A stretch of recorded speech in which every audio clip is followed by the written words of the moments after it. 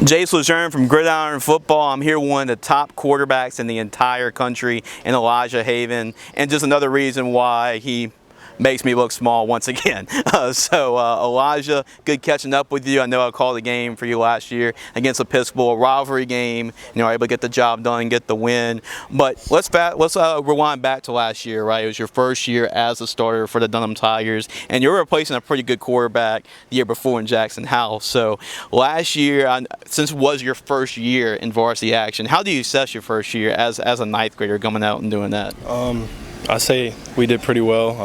I wouldn't make it about myself. I'd say the team did well. You know, we all worked together, and my success is their success, and their success is my success. So the team, we worked really hard throughout the duration of the season, and we were able to put together a really good season.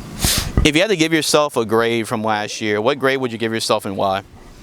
I say B. You know, I'm always trying to strive better, you know, get better and work on my craft. You know, I know there's always things I can do better than I did last year, and just continue to stand on that and bring it into this year. Well, you had some pretty good weapons for the football too a lot last year, and Jack and Drew. What have you seen for some of these weapons and some of the guys that we should keep an eye on for this year?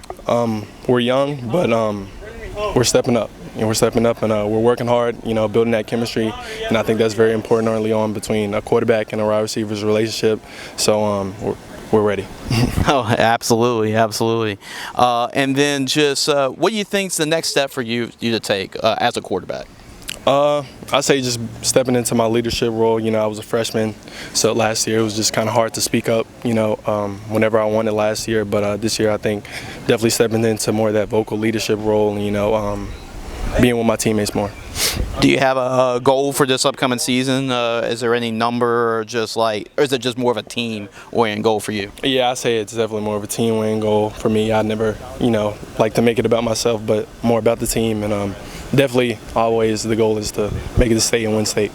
Well, I know the recruiting process has definitely been a lot of havoc for you as well. But talk about the process and just try and embrace that process at a young age. You know, I had my parents, they just tell me to enjoy the process while I can, you know, because it all comes at you very fast. But, you know, just enjoying talking to all the coaches that are recruiting me and, you know, being thankful to God because He's put me in this position. So I know LSU fans around here, you're playing Baton Rouge, so I don't think I can escape this interview without even asking you about it. But what has the conversation been like with Coach Sloan and just with the LSU Tigers from what you're able to have with them? You know, Coach Sloan, he's a great guy. He's been great at recruiting me. You know, he's not fast to offer me, but he really wants to, you know, dig into my personal life and, you know, get to know my family.